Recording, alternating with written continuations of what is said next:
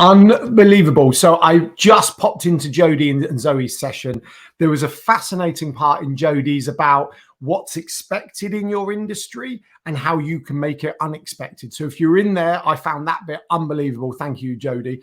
And in Zoe's, I just dipped in when they were talking about when Gary Vee started out and how amateur it was in comparison to where he's at today. So that was also fascinating. Don't forget, if you weren't in those sessions, they will be back on replay, and we will send them out after the event.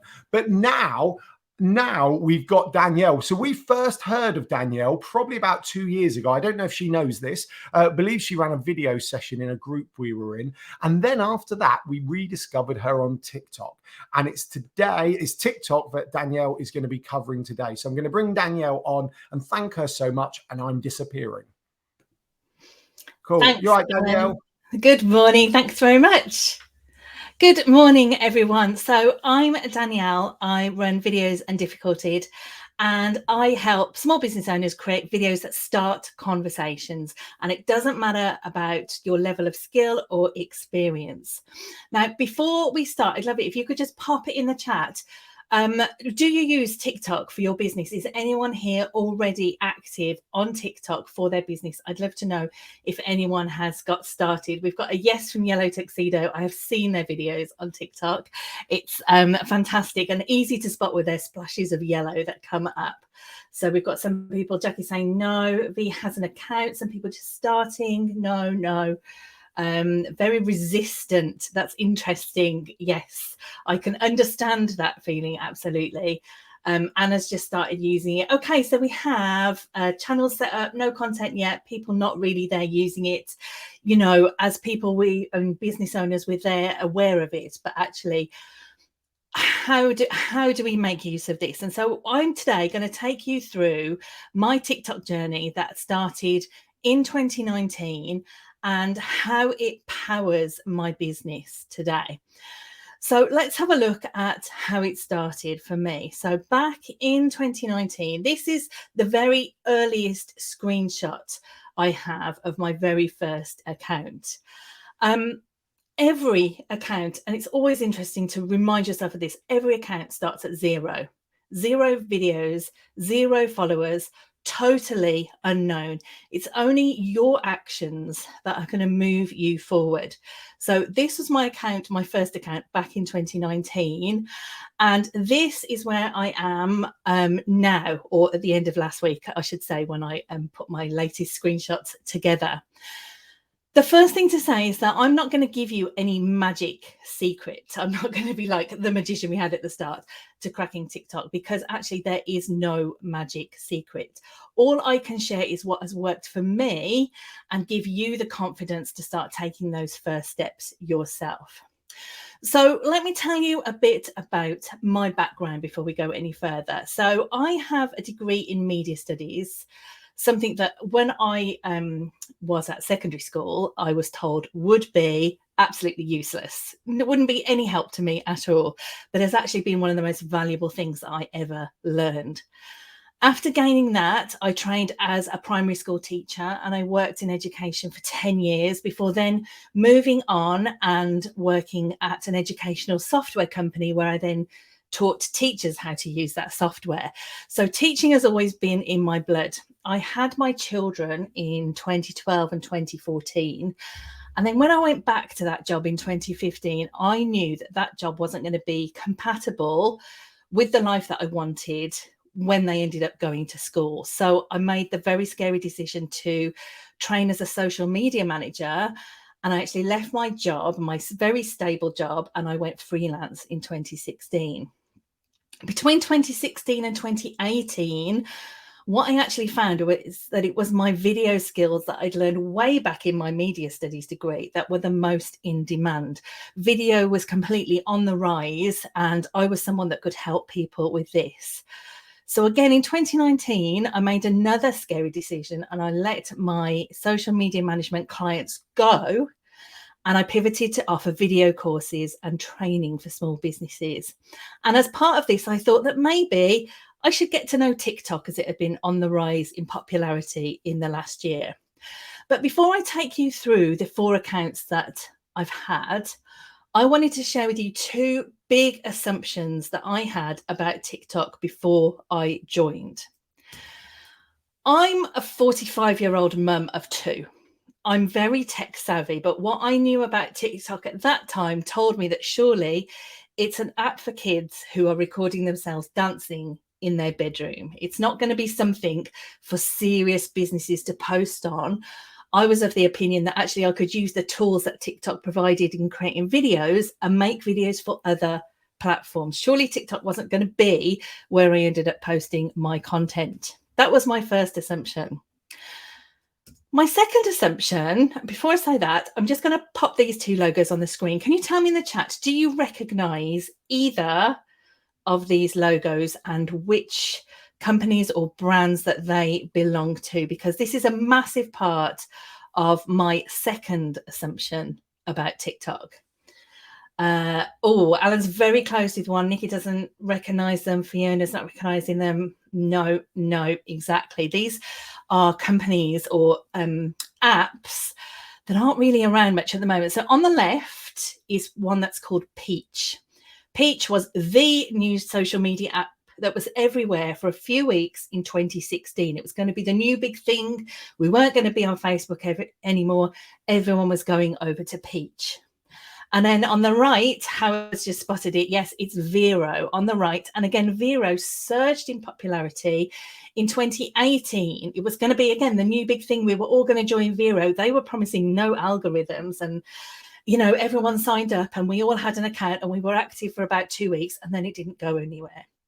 And as a social media manager, through those times, I've seen new platforms come and go. And I was concerned that TikTok was going to be the same. It was the new kid on the block and it wouldn't stick around. It's really hard for all of us as small business owners to make the decision to invest our precious time into creating content for platforms that might not work out long term. So let me take you through my 4 accounts and how actually these 2 assumptions, thankfully, got completely blown out of the water. And you're also going to notice that I'm absolutely telling the truth in all of this because you'll see the progression of my grey hair growing out over the 2 years that I'm talking about here.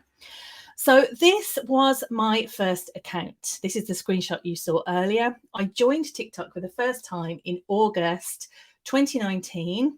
My account name was just my name, and I joined just to see what it was all about. As I said, I was creating my first video course at the time, and I thought that knowing how TikTok works should be part of that course, and therefore I needed to get to know it. I posted some videos onto my TikTok account, as you can see here, and what I did as well was take some of that content, download it and post it onto my Instagram account like this one here.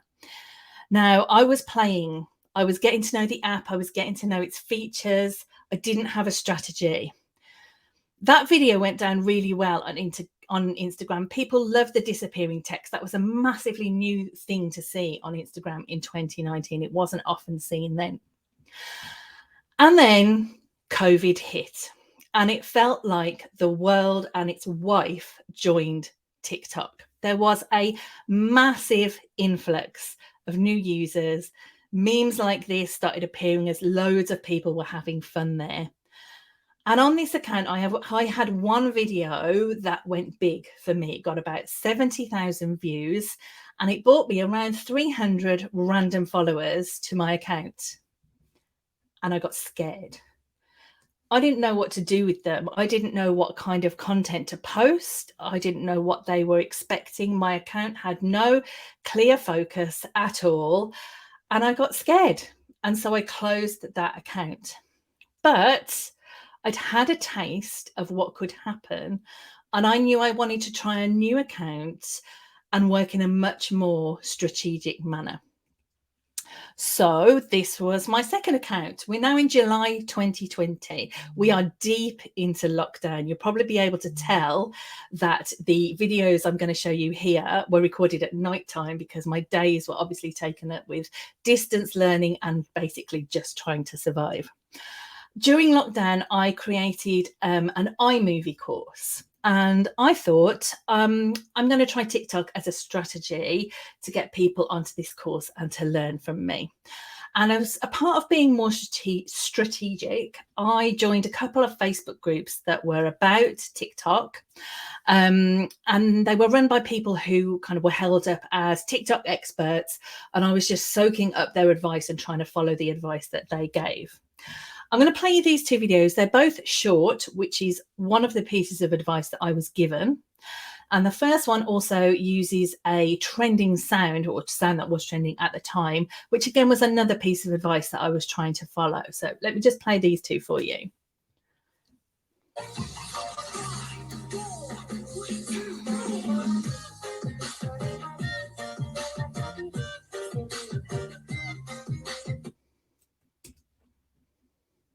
A quick iMovie tip, how to make your video black and white.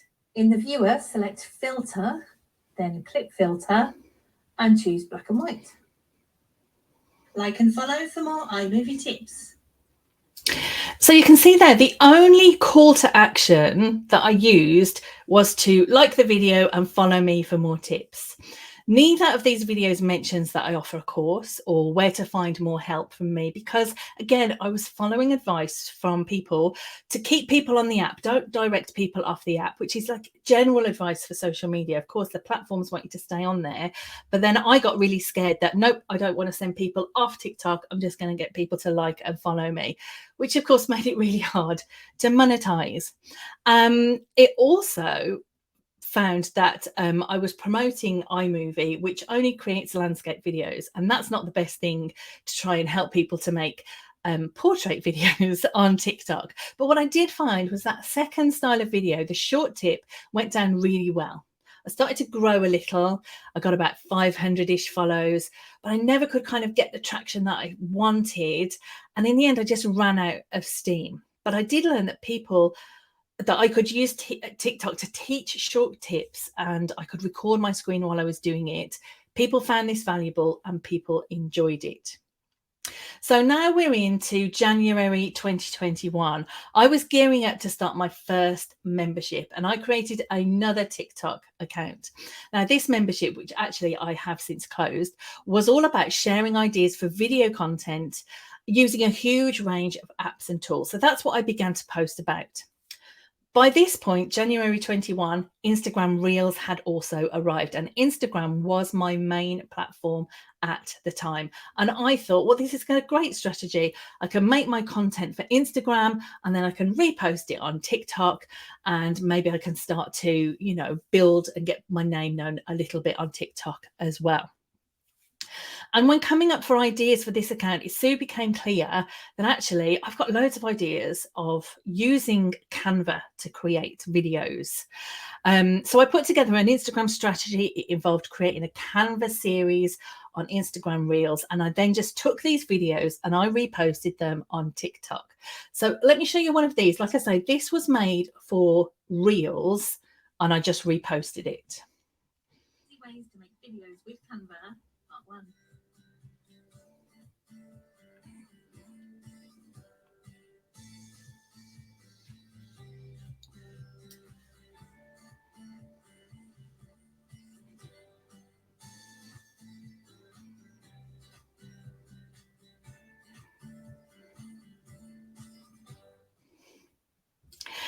So that was made for Reels. It's not full screen. There are white gaps in the top and the bottom because of the way that Reels are shown in the feed.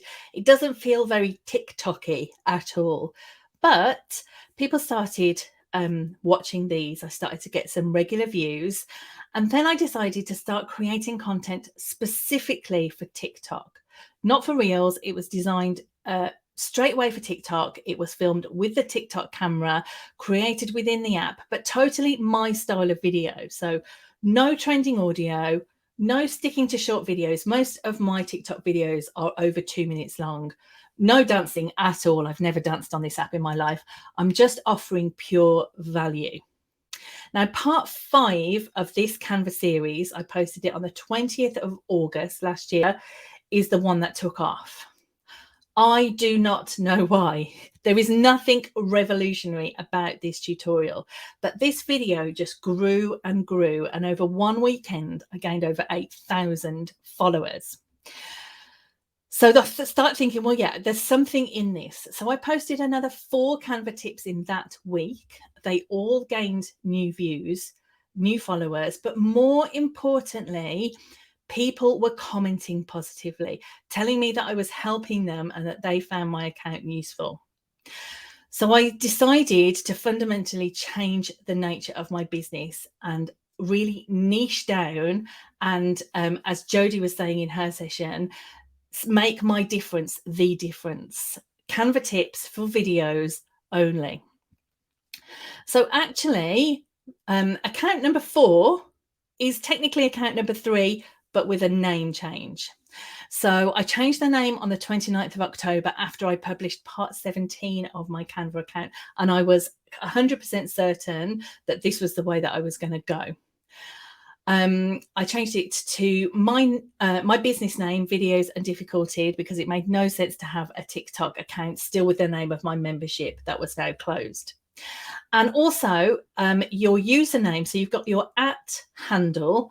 Your username can be different. So people see at the top of my TikTok account, it says Danielle. I put the line and then it says Canva Video Ideas. And that is strategic as well. If people search for Canva on TikTok, I turn up in the top 5 of those searches. So I'm being strategic with every single part of my TikTok account. And I made any videos that I'd made about other tools private. So anything that you see there now is just focused on Canva video. For the longest time, I stuck to the advice that I was given to not direct people off the app, or to not even use the words link in bio, because that was going to hurt my reach. It actually took me till last month, just 1 month ago, to actually try this out, because I was so worried about diminishing my account. And I thought, I'm going to test this. So I added a spoken call to action right at the end of my video for people who've watched that whole tutorial. If they found it useful, they might want to find out the next thing from me. So I simply make an easy next step for them to take. And all I say is, get my weekly email of video tips at the link in my bio. So I'm not asking them to buy anything. I'm not asking them to sign up to anything huge. It's simply, if you like this, I've got more that comes in my weekly email. And if you click the link in my bio, that's where you can sign up. Let me show you the impact this has had. So this is my graph of new subscribers and unsubscribers, you can see underneath as well, of people on my email list since the start of this year. Now, the first thing to say is you can see when half term is. I absolutely take all of my holidays off. It shows in my subscribers and people who join my mailing list and join my Facebook group as well. And I'm fine with that. I'm absolutely fine with that if it gives me that balance of having the school holidays off. But what you can see now is that when I've posted a video and it's got decent views, I mentioned this call to action. So this was the first time I did it on the 3rd of March. That video, it didn't get 16,000 views in that day. That was the reading I took at the end of last week. But on that day, I got 14 new subscribers. And then you can see here where I've had 2 more videos that have done well in terms of views. I've also had a spike in subscribers, because now that's the call to action I use at the end of my content. So nurturing people, taking them off TikTok and onto your email list, and wherever you are on social, getting people onto your email list is massively important, because as we all know, social media is rented ground. I've seen so many accounts on different platforms just suddenly gone, and I can't even imagine that happening. So getting people off social somewhere else, if you can find a way to do it, is super, super important. My link in bio as well doesn't just take people to my email list. I actually use a Canva website as my link in bio. And yes, you can get to my email list from there, but you can also get to my Facebook group. Now, I've never once told people in my TikTok videos to join my Facebook group, but They do, because that link in bio says you can get more tips in my Facebook group as well, and they naturally find their way over there. And it's usually also got a waiting list for something that is coming, whether it's my next course or I have a new Canva Focus membership that's coming as well. So that's there as well. So they're all, again, low barriers to getting people to move to the next step. And then I nurture people inside my emails and inside my Facebook groups. Just to say that one call to action in a video can lead to other benefits if you're smart about how you'll do it. So what am I trying to tell you with all this? Well, basically, my main focus for today is please don't ever be afraid to start again. You are never starting from scratch. You are always starting with experience. Every single one of my accounts taught me something that helped my next account. And the most valuable thing that I learned was to absolutely be 100% myself. I do listen to what other people say, but if I don't agree with that advice, I'm not going to blindly follow it like I used to follow the experts. I want to test out what works for me. So being myself, creating videos in the way that I want is absolutely what works for me, and is what I would 100% work for you. If me, a 45-year-old mum of two, can find success on TikTok, then believe me that anyone can. So I just wanted to share in the last couple of minutes, what have I actually learned about TikTok that might help you out. This is the biggest one. If you have never signed up for an account, or if you've signed up and you've not used it, your first few days on TikTok are going to be weird, because it doesn't know anything about you, and it's going to show you what is the most popular content, and you're going to go, Danielle knows, what the heck is she on about? It's absolutely ridiculous being here on TikTok. No. Stick with it. Your first few days will be weird. Once you start using it, watching and liking the videos that you enjoy, you'll start to tailor the algorithm to you. The TikTok algorithm is the best one I know of. It's insane at delivering the right content to the right people. It's why TikTok is so addictive. Getting that to work to your advantage to deliver your content to the right people, and you're spot on right there. And I truly believe this. No other platform is currently as good for getting you in front of new people. There are other platforms that are brilliant at getting you in front of the people that already follow you. But in terms of finding new people, TikTok's algorithm is the one that's up there for making that happen for you. The community, the TikTok community, appreciates value, and they are amazingly supportive. In my head, when I first joined a new platform, I'm like, these are whole new people that I've never met anywhere online before. And that's obviously not true. They're on all the other platforms as well. It just feels a bit alien being on a new platform. They are a fantastically supportive community on TikTok. You can follow advice from gurus, but at the end of the day, you need to be you and test things out. Make sure it's working for you, and you're not just assuming that because it works for someone else that it's going to be the same for you. Every account is different and never the same. Use a call to action to drive people to the next step, whichever is your next step. And this is a big one. You will obsess over views. People say views are just a vanity metric. They don't matter. They do matter. More views does equal more people seeing your account. But you can never predict what will get high views. I posted a video yesterday. It was a response to someone else. It's got the smallest number of views I've had ever on a video, I think, but I'm happy with it because I was answering someone's question and that video has been useful to that person.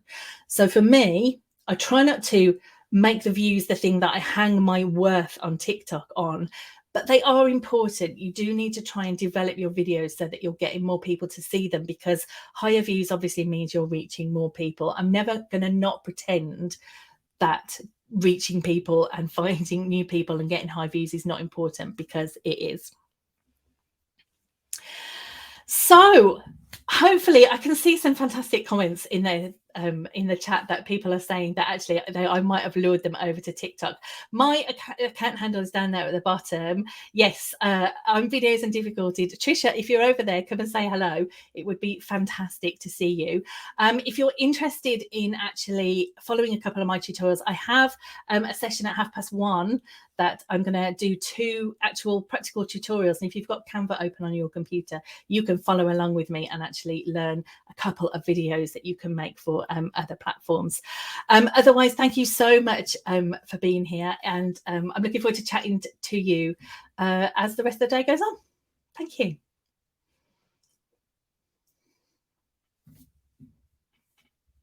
Oh, I can't hear you. Thank you, Danielle. That was absolutely mind-blowing. You know, Emily and I know a little bit about TikTok, but obviously nowhere near as much as you. And I was sat here going, that's awesome.